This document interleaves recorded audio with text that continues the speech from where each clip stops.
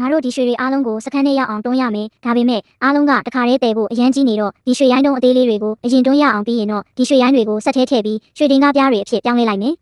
ရလာတဲ့ရွှေတင်ကားပြားတွေနဲ့ငါတို့နောက်တစ်ဆင့်တက်အောင်အဆင့်မြင့်လို့ရပြီးအခုတော့ခဏနာပြီးဒီထက်ကြီးတဲ့ရွှေတုံးကြီးတွေကိုရွာထဲရောက်အောင်တွန်းကြတာပေါ့အခုအဲ့ဒါကိုပဲလုပ်တော့မယ်လမ်းပေါ်ပြန်တက်ပြီးဒီရွှေတုံးကြီးကိုတွန်းကြစို့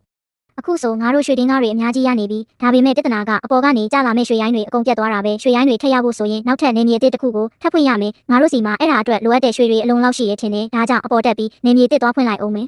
ဟိုဘက်ကန်းကိုကူးဖို့လိုပေမဲ့အတားအဆီးရှိနေတော့ဒီအတိုင်းတွန်းလို့မရပြန်ဘူးဒါကြောင့်နောက်ပြန်ဆုတ်ပြီးဒီဆက်ထဲမှာရွှေရိုင်းတွေကိုဒင်ကားပြအရင်လုပ်ရအောင်နည်းနည်းလောက်ထပ်လို့သေးတာမို့နောက်ထပ်ရွှေတချို့ထပ်တွန်းလိုက်အောင်မယ်နေမြေတစ်ဖွင့်ဖို့ရွှေဒင်ကားတွေလုံလောက်ပြီထင်တယ်ကဲ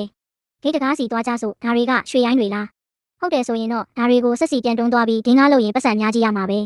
နောက်ထပ်ဂိတ်တကားကအရင်တစ်ခုထပ်ပိုးသေးကြီးတယ်ဒါကြောင့်အဲ့ဒါကိုဖွင့်ဖို့ရွှေဒင်ကားတွေထပ်လို့ဦးမယ်အဲ့ဒါကြောင့်ပဲရွှေဒင်ကားတွေအများကြီးရအောင်ဒီရွှေရိုင်းတွေကိုပြန်တွန်းနေတာပေါ့တကယ်တော့ငါတို့အတွက်ပိုကြီးရဲ့ကားတစ်စီးလိုနေတာအဲ့ဒါကြောင့်ပဲငါကားကိုအစ်စ်မြင့်လိုက်တာပါ